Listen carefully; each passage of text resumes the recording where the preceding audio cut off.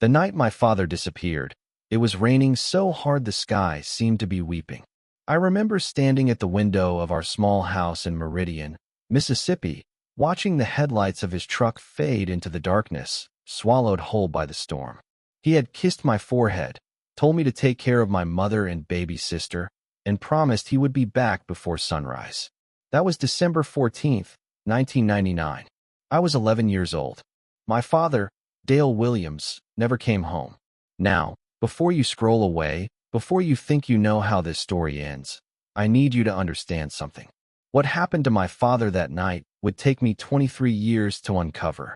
And when I finally learned the truth, it destroyed everything I thought I knew about my family, my hometown, and the man I had spent my entire life mourning. This is not just a story about a missing person. This is a story about secrets buried so deep that an entire community conspired to keep them hidden. This is a story about what happens when a son refuses to stop searching. And this is a story that will change the way you look at the people closest to you. If you have ever lost someone and never gotten answers, if you have ever felt that gnawing emptiness that comes from not knowing, then this story is for you.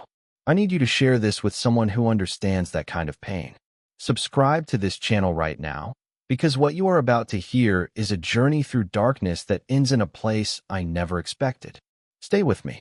Every chapter matters. My name is Marcus Williams, and I am going to tell you about my father. Dale Williams was the kind of man who filled a room just by walking into it. He stood 6'3", with shoulders broad enough to carry the weight of everyone else's problems. In Meridian, Mississippi, a town of about 40,000 people in 1999, my father was known for two things: his mechanical genius and his unwavering honesty. He ran Williams Auto Repair on the corner of 5th and Maple, a small shop that had been in our family for 3 generations. People would drive from 3 counties away just to have Dale Williams look under their hood. He had a gift for understanding machines, for hearing what was wrong with an engine the way a doctor might listen to a heartbeat. But there was another side to my father, a side that I would not fully understand until I was much older. Dale Williams had a moral compass that pointed true north, and in a town like Meridian, that kind of integrity could be dangerous. He was the man who would tell you the truth even when it hurt. He was the man who refused to look the other way when something was wrong. And in 1999, something was very, very wrong in our little town. I remember the weeks leading up to his disappearance with a clarity that surprises me even now. There were hushed phone calls late at night, conversations that would stop the moment I walked into the room. My mother, Elaine, had dark circles under her eyes, and she would sometimes look at my father with an expression I could not read. Fear, worry, something else entirely?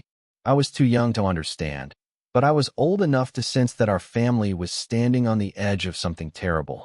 The last normal day I remember was December 12th, 2 days before he vanished. It was a Saturday, and I was helping him at the shop. The smell of motor oil and coffee still takes me back to that afternoon. We were working on a 1972 Chevrolet Camaro that belonged to Mr. Henderson, the bank manager. My father was teaching me how to change the brake pads, his large hands guiding mine with a patience that seemed infinite. "Marcus," he said, not looking up from his work, "I want you to remember something. A man is only as good as his word. Everything else can be taken from you. Your money, your reputation, even your freedom. But your word, that is yours to keep or to break. You understand?" I nodded, not really understanding at all. I was 11. I was thinking about Christmas and the new bicycle I hoped to find under the tree. I had no idea that my father was trying to prepare me for a life without him. That evening, a black sedan pulled up to the shop just as we were closing. I remember it because nobody in Meridian drove a car like that. It was too clean, too expensive, too out of place. 2 men in dark suits stepped out and approached my father. They did not acknowledge my presence at all, as if I were invisible. "Dale," one of them said. He was a white man with silver hair and a smile that did not reach his eyes. "We need to talk." My father's entire demeanor changed. His shoulders tensed. His jaw tightened. He turned to me and said, "Marcus, go wait in the truck. I will be there in 5 minutes." I did as I was told, but I watched through the rearview mirror. I could not hear what they were saying, but I could see my father shaking his head. At one point, he pointed at the men and said something that made the silver-haired man step backward. Then the conversation ended. The men returned to their sedan and drove away. My father stood in the parking lot for a long moment, staring at the ground, before finally walking to the truck. "Who were those men, Daddy?" I asked. He started the engine and pulled out onto the road before answering. "Nobody important, son. Just some folks who got lost and needed directions." Even at 11, I knew he was lying. That night, my parents argued. I pressed my ear against my bedroom door and listened, catching fragments of their conversation. My mother was crying. She kept saying, "Please," and "think about the children." My father's voice was lower, harder to hear, but I caught one phrase that would haunt me for decades. "I cannot let them get away with it, Elaine." "I will not." Get away with what? Who were they? What had my father discovered that was worth risking everything for? These questions would consume me for the next 23 years. But that night, I eventually fell asleep, unaware that my childhood was about to end. December 13th passed without incident. My father went to church with us in the morning, something he rarely did. He held my mother's hand during the entire service. After lunch, he played with my baby sister, Caroline, making her laugh with funny faces and silly sounds. Looking back, I realized he was saying goodbye in his own way. He was filling our memories with enough love to last a lifetime. That evening, he took me aside. We sat on the back porch, watching the sun set over the pine trees that bordered our property. The air was cold, and I could see my breath forming little clouds as I exhaled. "Marcus, I need you to promise me something." "Anything, Daddy." He put his arm around my shoulder and pulled me close. "No matter what happens, no matter what anyone tells you, I need you to remember that your father was a good man. I need you to remember that everything I did for the right reasons. Can you promise me you will remember that?" "I promise," I said, confused and a little frightened. He nodded, satisfied. "Good.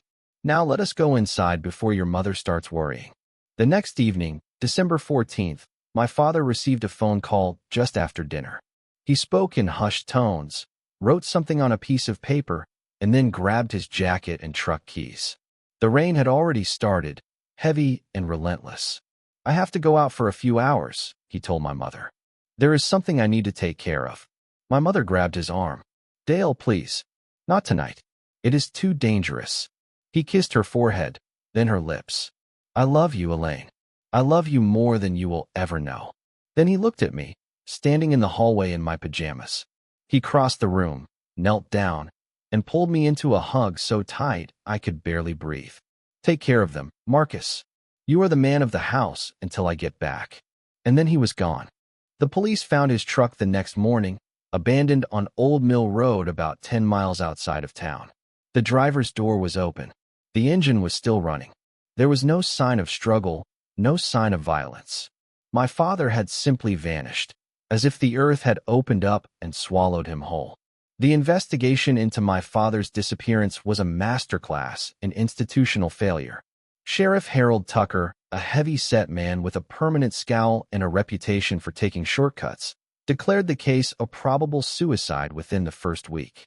According to his official report, Dale Williams had driven to Old Mill Road, abandoned his vehicle, and walked into the surrounding wilderness to end his own life.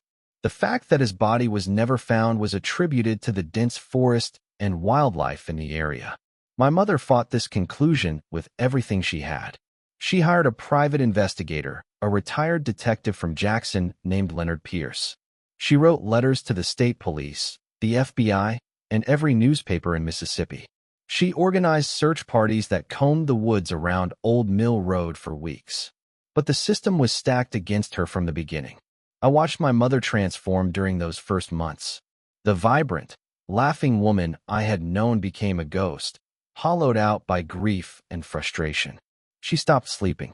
She stopped eating. She would spend hours at the kitchen table, surrounded by maps and police reports, searching for some clue that everyone else had missed. Leonard Pierce was the one bright spot in those dark days. He was a black man in his 60s, with white hair and keen eyes that seemed to see everything. Unlike Sheriff Tucker, Leonard actually investigated. He interviewed witnesses, examined the scene, and asked uncomfortable questions. And he found inconsistencies that the official investigation had ignored. Your husband's truck was running when they found it, Leonard told my mother one evening. I was supposed to be in bed, but I was listening from the top of the stairs. Engine on, headlights on, driver's door open. That is not the behavior of a man planning to end his life. That is the behavior of a man who left in a hurry. Or who was taken. Taken, my mother whispered. By who? Leonard hesitated before answering. I have been asking around, Elaine.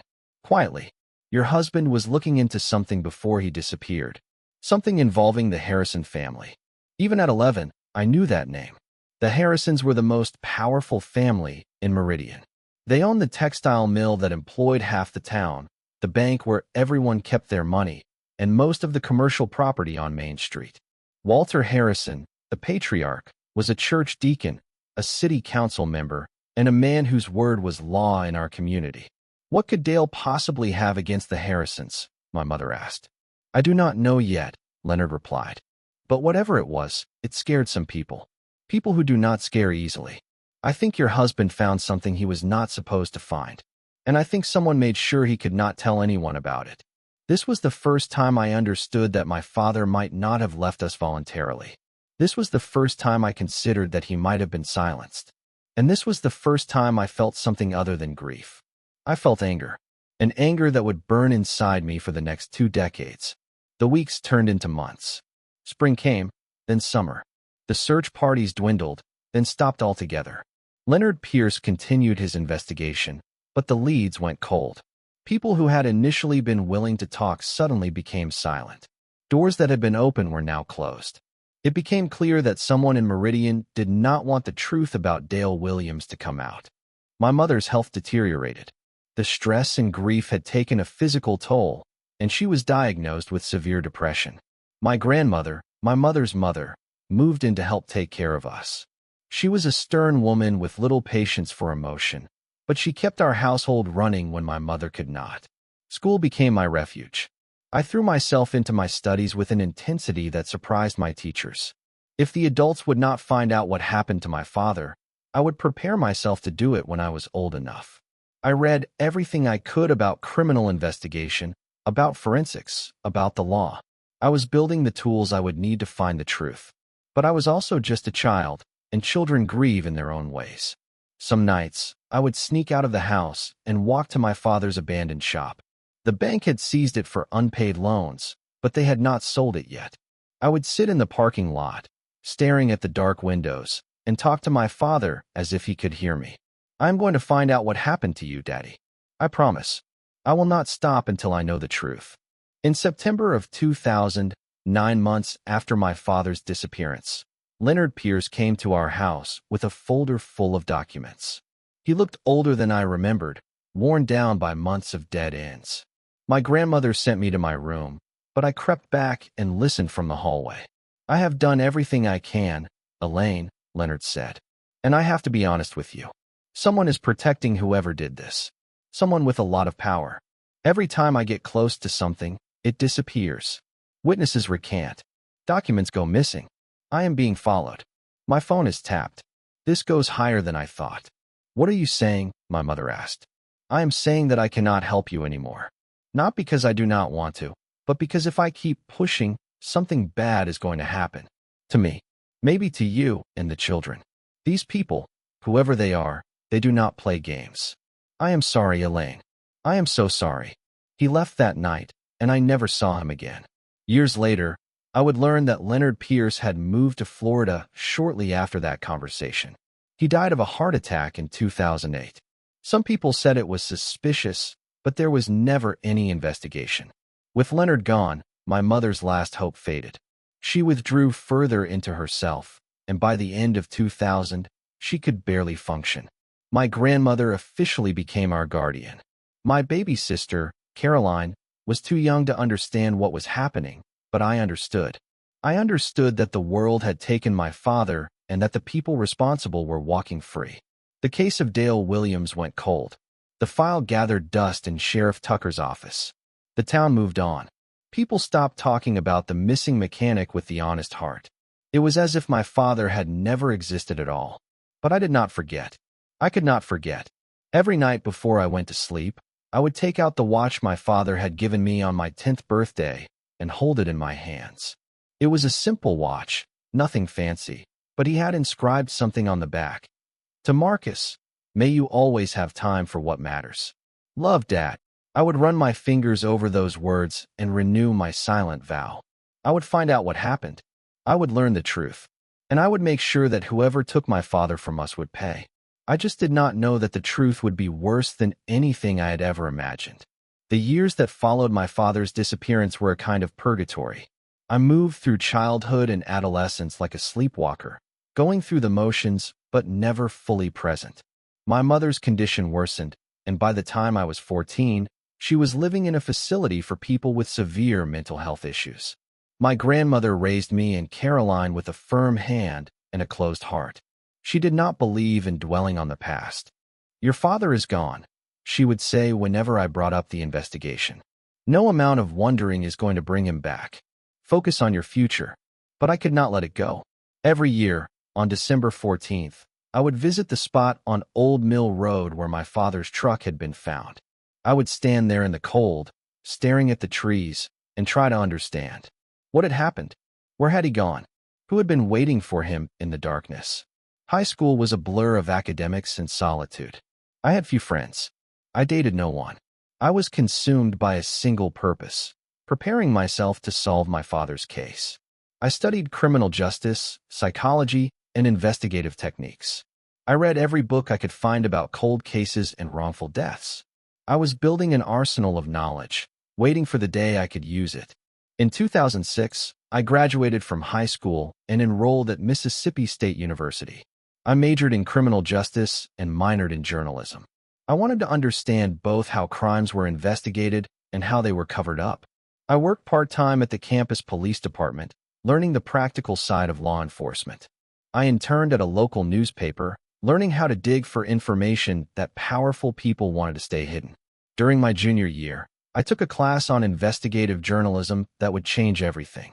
The professor, a former reporter named Dr. Sarah Chun, had spent her career exposing corruption and cover-ups. She taught us how to follow money trails, how to read between the lines of public records, and how to build a case from fragments of information. After class one day, I approached her with my father's story. I told her everything I knew, everything I suspected. I expected her to dismiss me, to tell me that I was chasing ghosts. Instead, she listened with focused attention, taking notes and asking pointed questions. "This is exactly the kind of case that gets buried," she said when I finished. A small town, a powerful family, a victim who was asking too many questions. Classic pattern. Have you ever looked into the Harrison family's business dealings? I admitted that I had not. As a child, I had focused on the immediate circumstances of my father's disappearance. I had never considered the broader context. That is where you need to start, Dr. Chin said. Whatever your father found, it probably had to do with money. It almost always does. Follow the money, Marcus. See where it leads. That conversation ignited something in me. For the first time in years, I felt hope. I had a direction, a strategy, a way forward. I spent the next 2 years researching the Harrison family. What I found was a web of legitimate businesses and suspicious transactions. The Harrisons had been the most powerful family in Meridian for 3 generations. They owned the textile mill, the bank, several real estate companies, and a construction firm. On paper, they were pillars of the community. But there were cracks in the foundation. In the 1990s, the Harrison textile mill had received several large contracts from the state government. These contracts were worth millions of dollars, far more than a small-town mill should have been able to handle. I found evidence that the mill had subcontracted much of the work to facilities out of state, pocketing the difference. It was a simple scheme. Charge the state for local labor, then outsource the actual work to cheaper producers elsewhere. But that was not all. I discovered that the Harrison Bank had made a series of questionable loans to companies that did not seem to exist. These loans were always repaid on time, but the repayment funds came from accounts that were difficult to trace. It looked like money laundering, though I could not prove it. What did any of this have to do with my father? He was a mechanic, not a financial investigator. How would he have stumbled onto a corruption scheme involving the most powerful family in town? The answer came from an unexpected source. In the summer of 2009, I received a letter at my grandmother's house. It was addressed to me personally, with no return address. Inside was a single sheet of paper with a typed message. Your father was repairing Walter Harrison's car in November 1999. He found something in the trunk. Documents. He made copies before returning the car. Those copies still exist. Find Ruth Simmons. She knows. The letter was unsigned.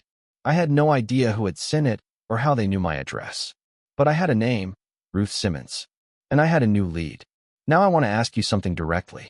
Have you ever received information that changed everything you thought you knew? Have you ever been handed a puzzle piece that made the whole picture suddenly clear, but also more terrifying?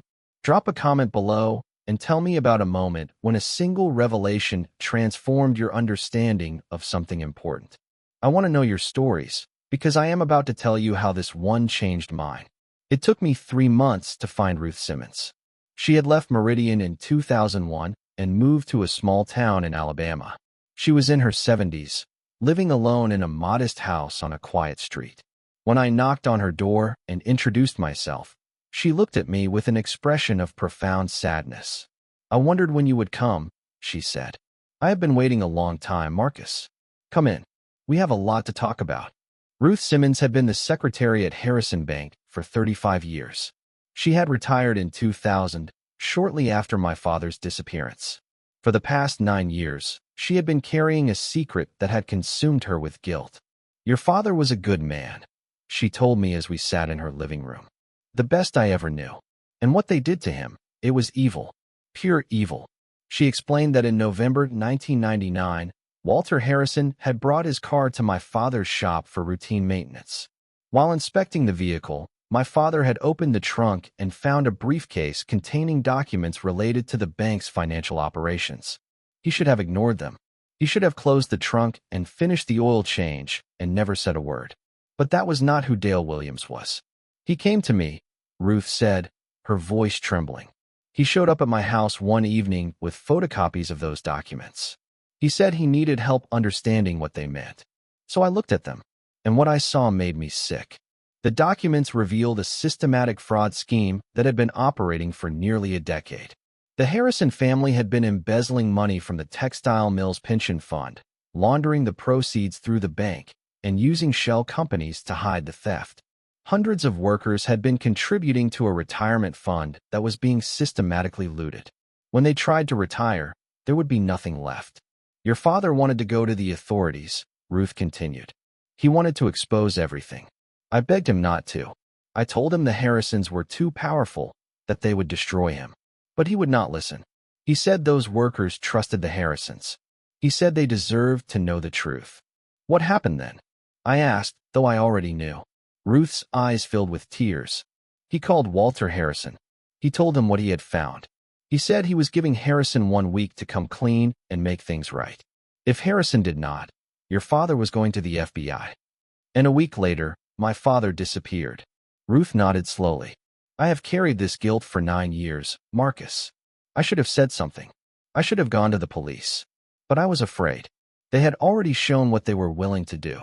I was a coward. I am so sorry. I sat in that living room for 3 hours, listening to Ruth Simmons tell me everything she knew. By the time I left, I had the outline of the truth. My father had discovered a massive fraud. He had confronted the perpetrators, and he had paid with his life. But I still did not know what had happened to him that night. I still did not have proof, and I still did not know who, specifically, had been responsible. The search was far from over. But for the first time, I knew I was on the right path. Armed with Ruth Simmons' information, I returned to Mississippi with a new sense of purpose. I was 21 years old, about to graduate from college, and I had decided to dedicate my life to solving my father's case. I took a job as a reporter at a small newspaper in Jackson, close enough to Meridian to continue my investigation, but far enough to maintain some distance. The years between 2009 and 2015 were a slow, painstaking process of gathering evidence. I could not go to the authorities with what I had. Ruth Simmons' testimony was powerful, but it was also circumstantial. I needed proof. I needed documents, witnesses, and a direct connection between the Harrisons and my father's disappearance. I started by investigating the Harrison family's current situation. Walter Harrison had died in 2007, never facing any consequences for his crimes. His son, Thomas Harrison, had taken over the family businesses. The textile mill had closed in 2004, unable to compete with overseas manufacturing. The bank had been acquired by a larger institution. The pension fund scandal had never come to light, but the workers who had been defrauded were still alive. Many of them were now in their 60s and 70s, living on fixed incomes, wondering why their retirement savings had evaporated.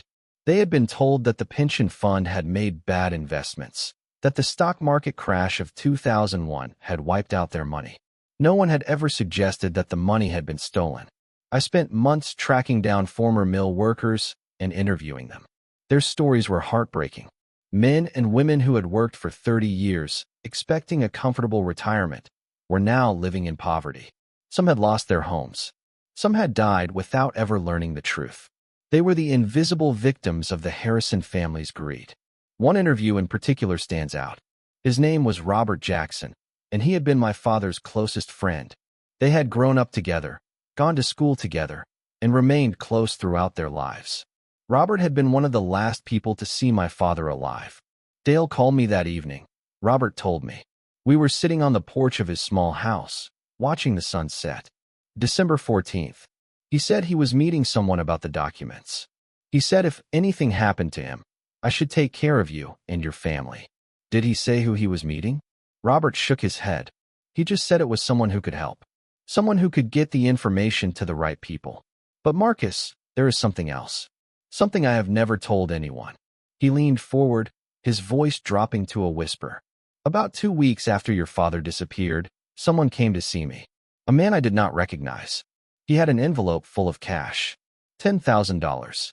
He said it was a gift from friends who appreciated my loyalty. He said as long as I kept my mouth shut about what Dale had been doing, there would be more where that came from. What did you do? Robert's face crumpled with shame. I took the money, Marcus. God forgive me, I took it. I had 3 kids and a mortgage and no savings. I told myself I was protecting my family. But the truth is, I was just scared. I was scared of what they might do to me if I talked. I should have been angry. This man had accepted a bribe to stay silent about my father's murder. But sitting there, looking at his weathered face and trembling hands, I felt only pity. He had been trapped, just like everyone else in Meridian. The Harrisons had built a system of fear and dependence that made resistance almost impossible. Do you still have the envelope? I asked. Robert nodded. I never spent a dime of that money. It has been sitting in a box in my closet for 10 years. I could not bring myself to touch it. It felt like blood money. He went inside and returned with a worn envelope. Inside was $10,000 in cash and a business card. The card was simple, just a name and phone number. J. Pruitt, consultant. I did not recognize the name, but I knew I had found another thread to pull. The search for J. Pruitt consumed the next 2 years of my life. The phone number on the card had been disconnected long ago. There was no record of anyone by that name having lived or worked in Mississippi. It was as if the person had never existed. Then, in 2017, I caught a break. While researching the Harrison family's political connections, I discovered that Walter Harrison had been close friends with a state senator named James Pruitt. Senator Pruitt had served from 1988 to 2006 and had been instrumental in steering government contracts to Harrison's textile mill. J. Pruitt. James Pruitt. The same man. I dug deeper into Senator Pruitt's record. What I found was a career built on corruption. He had taken bribes from multiple companies, used his position to enrich himself and his allies, and covered his tracks with the skill of a professional criminal. He had also served on the committee that oversaw law enforcement in Mississippi, which explained how the investigation into my father's disappearance had been shut down so quickly.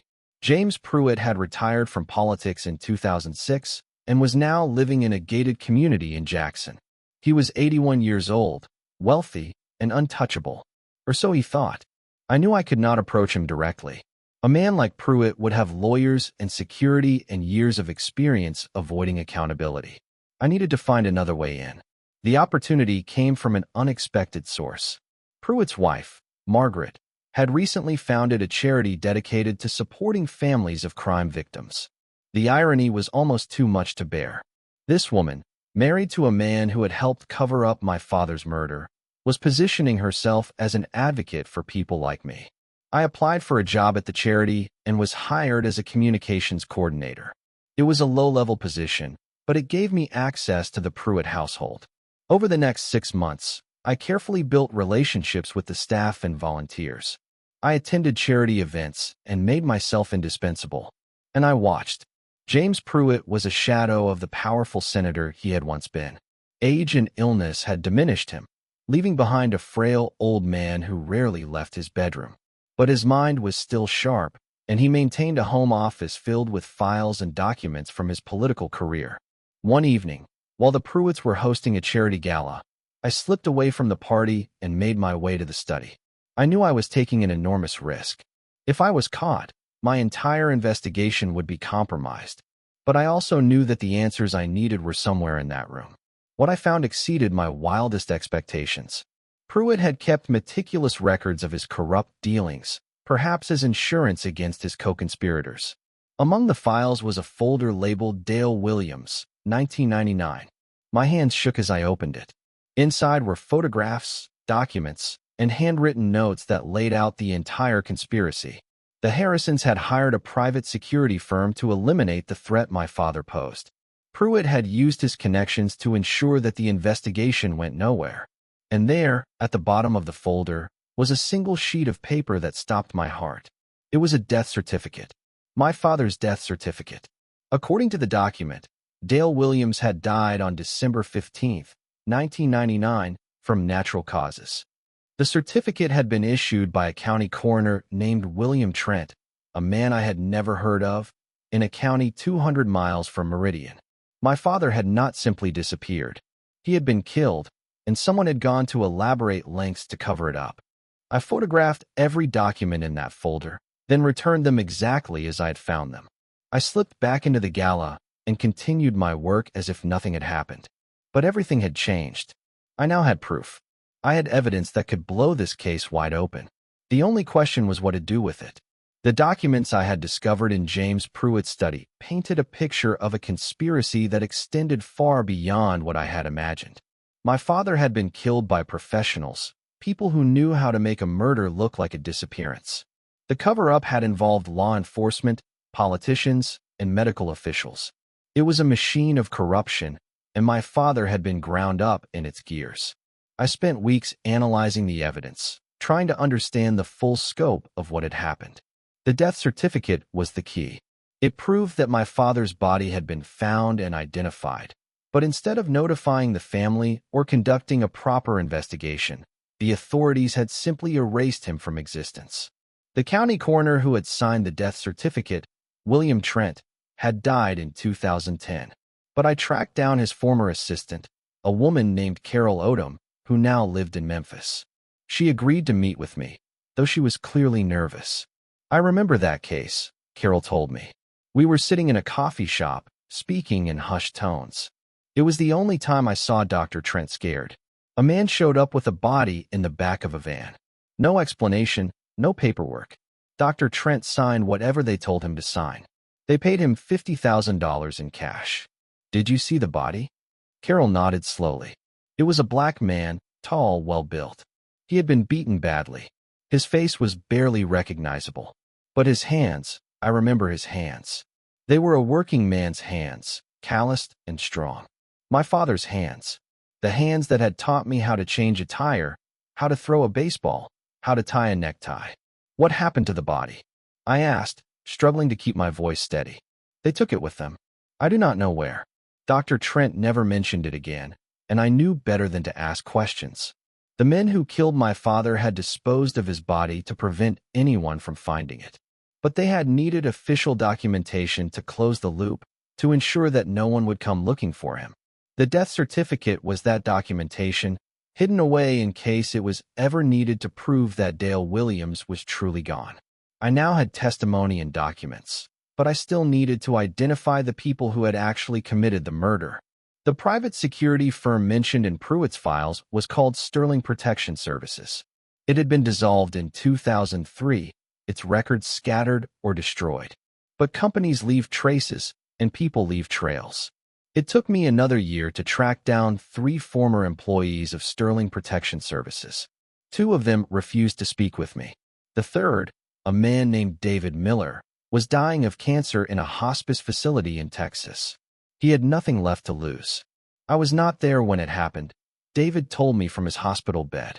But I know who was. A team of 4 men, led by a guy named Frank Dalton. They specialized in, let us call them, difficult situations. Situations where people needed to disappear. Where is Frank Dalton now? David laughed, a bitter sound that turned into a coughing fit. Frank is exactly where he deserves to be. He is doing 25 to life in a federal prison in Colorado. Got caught on an unrelated job in 2008. Kidnapping and murder. The feds finally nailed him. Frank Dalton, the man who had killed my father, was sitting in a prison cell, and I had no way to get to him. Or did I? I contacted a journalist friend who had connections in the federal prison system. It took months of letters and phone calls, but eventually, I was granted a meeting with Frank Dalton at the United States Penitentiary in Florence, Colorado. I told the authorities I was writing a book about private security firms and wanted to interview a former industry insider. They had no reason to connect me to Dale Williams. The day I walked into that visiting room was the most difficult of my life. I was about to sit across from the man who had murdered my father. I had to remain calm, professional, controlled. I could not reveal who I really was or why I was really there. Frank Dalton was in his 60s, still physically imposing despite his years in prison. He had cold eyes and a thin smile that never wavered. He agreed to the interview because he was bored and because he liked to talk about his past. He had no idea that I was the son of one of his victims. We talked for 2 hours about his career in private security. He spoke casually about intimidation, extortion, and violence, as if he were describing a career in accounting. When I finally steered the conversation toward Mississippi in the year 1999, he became more guarded. I did a lot of jobs in Mississippi, he said. It is hard to remember specifics. What about a job in December of 1999? A mechanic who had found some incriminating documents. His eyes narrowed. Who are you? Someone who wants the truth. For a long moment, Frank Dalton studied me. Then, slowly, his thin smile returned. You are his kid, are you not? The mechanic's son. I can see it in your eyes. You got his look. Stubborn. Righteous. I did not confirm or deny. I waited. Your father was a fool, Frank continued. He had a chance to walk away. We gave him every opportunity. But he just kept pushing. He was going to bring down some very important people, and that could not be allowed to happen. What did you do to him? Frank leaned back in his chair, still smiling. Nothing you can prove. Nothing anyone can prove. Your father is gone, kid. He has been gone for almost 20 years. And nothing you do is going to bring him back. He was wrong. He was so terribly, tragically wrong. Where is his body? I asked. Where did you put him? Frank's smile faltered for just a moment. Then he recovered. Somewhere no one will ever find him. Somewhere he can rest in peace. You should do the same. Let it go. Move on with your life. That is what your father would have wanted. The interview ended shortly after. I walked out of that prison with rage burning in my chest, but also with something else. Frank Dalton had confirmed what had happened. He had admitted to killing my father. I had recorded the entire conversation on a device hidden in my jacket pocket. It was not admissible in court. Prison interviews conducted under false pretenses would never hold up. But it was proof. It was the truth. And it was enough to take to people who could do something about it. The pieces were finally coming together. After almost 2 decades, justice was within reach. I returned from Colorado with a plan. I had evidence of a murder and cover-up, testimony from multiple witnesses, and a recorded confession from the killer himself. The question was how to use it all without being destroyed by the powerful forces that had protected the truth for so long. The Harrisons were still influential in Mississippi, even though their business empire had crumbled. Thomas Harrison, Walter's son, was now in his 60s and served on several corporate boards. He had connections in state government and enough money to make problems disappear. If I went to the local authorities, the case would be buried again. I needed to go federal. I needed to find someone with the power and independence to take on a 20-year-old murder case with connections to some of the most powerful people in Mississippi. Dr. Sarah Chun, my former journalism professor, connected me with a contact at the Department of Justice. An assistant U.S. attorney named Michelle Foster had built her career on prosecuting cold cases and exposing corruption. She agreed to meet with me in Washington, D.C. I presented everything I had: Ruth Simmons' testimony, Robert Jackson's account of the bribe, the documents from Pruitt's study, Carol Odom's description of the body, and a recorded conversation with Frank Dalton. Michelle Foster listened without interruption, taking notes and asking occasional questions. When I finished, she sat in silence for a long moment. Then she looked up at me with an expression I could not quite read. "This is extraordinary," she said. "You have done what entire investigative teams could not do. You have built a case that could bring down some very powerful people." "But," I asked, sensing the hesitation in her voice. "But there are complications. Many of the principals are dead. Walter Harrison is gone. James Pruitt is in his 80s and in poor health. Frank Dalton is already serving a life sentence. Even if we could build a case that would hold up in court, who would we prosecute?" "Thomas Harrison," I said immediately. "He was involved in the family business in 1999. He knew about the fraud, and he is still benefiting from the money his family stole." Michelle nodded slowly. "Thomas Harrison is a possibility, but we would need more direct evidence of his involvement. Right now, everything points to his father. Thomas could claim he had no knowledge of any wrongdoing. What about the cover-up? Sheriff Tucker, the coroner, all the officials who helped bury my father's case. They conspired to obstruct justice. Most of them are also dead or untouchable. Tucker died in 2014. The statute of limitations on obstruction has long since passed for anyone we could identify." I felt the familiar frustration rising in my chest. After all this work, after all these years, was I going to hit another dead end? "There has to be something," I said. "Some way to hold someone accountable." Michelle leaned forward, her eyes suddenly bright. "There might be. The pension fraud your father discovered. That crime is ongoing. The money that was stolen from those workers was never recovered. If we can prove that Thomas Harrison is still in possession of those assets, we can go after him for ongoing fraud and money laundering. And once we have him on those charges, we can use his cooperation to unravel the rest of the conspiracy." It was not the justice I had dreamed of. It was not a murder conviction, but it was something.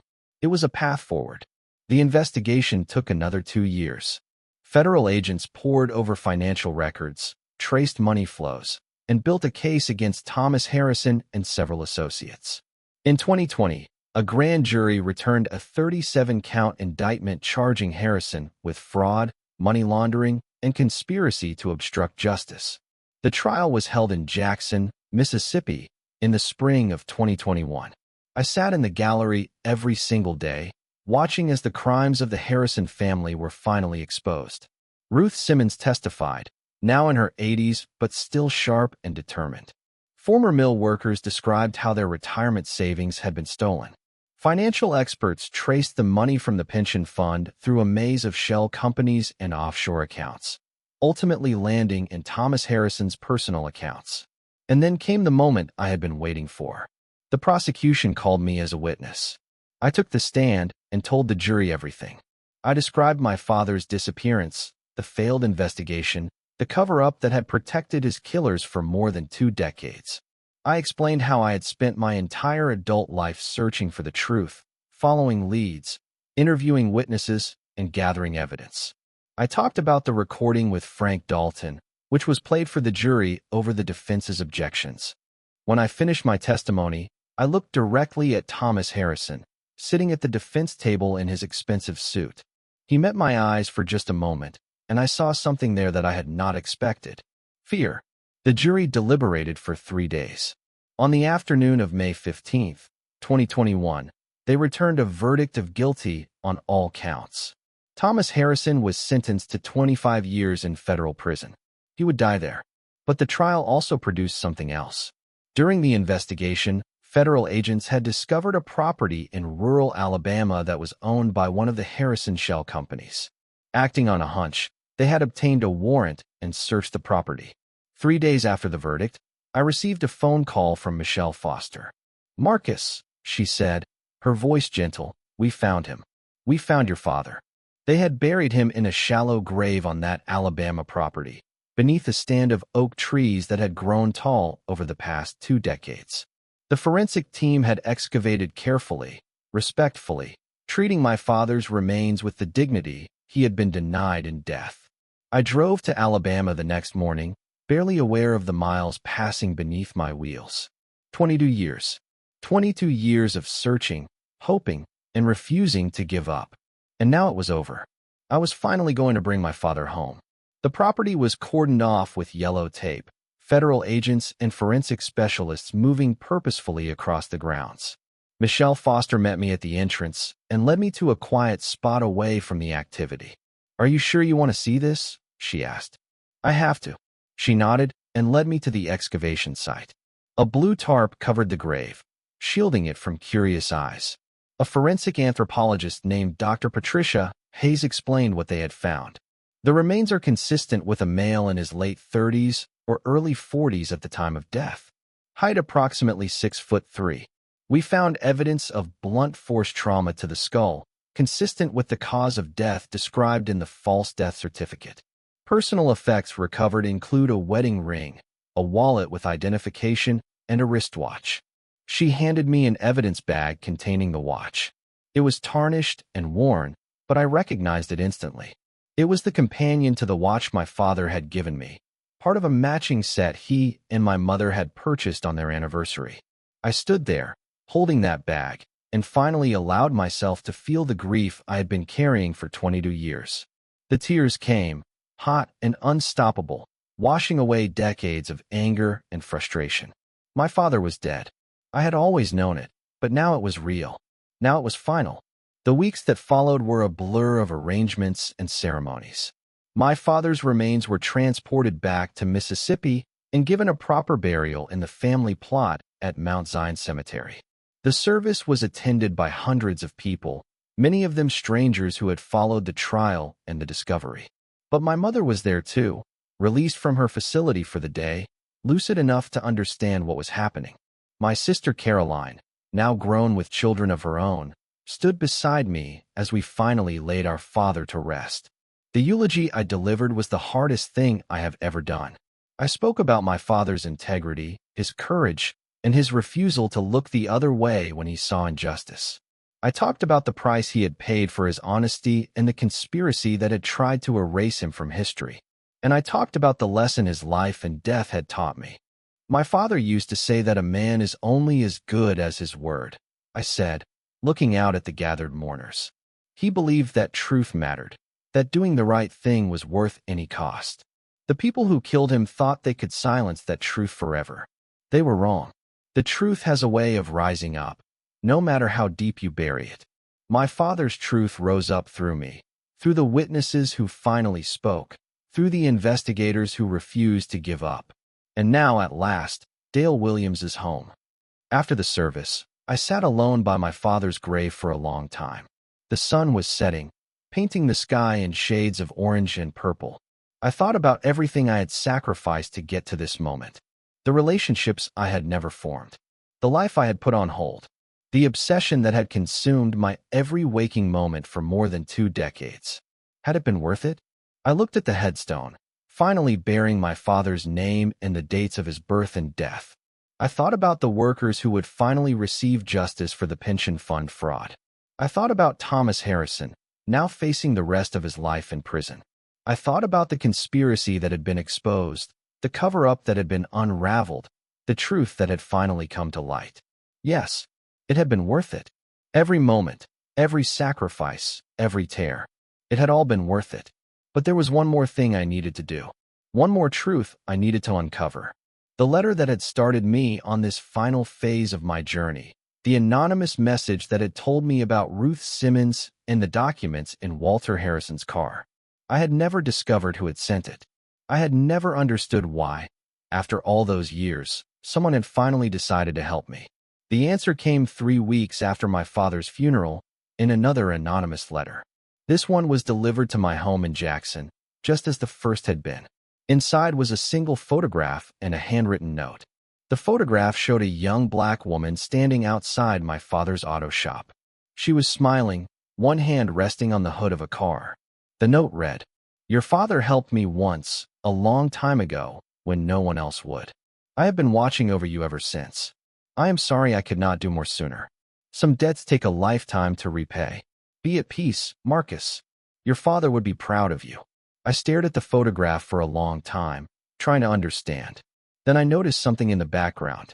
A sign in the window of the shop, advertising a special on brake repairs. The date was visible, March 1999. 9 months before my father's death, this woman had been at his shop. He had helped her with something. And 20 years later, she had helped his son find the truth. I never discovered her identity. Some mysteries are not meant to be solved. But I keep that photograph on my desk, a reminder that kindness has a way of echoing through time, touching lives in ways we cannot predict.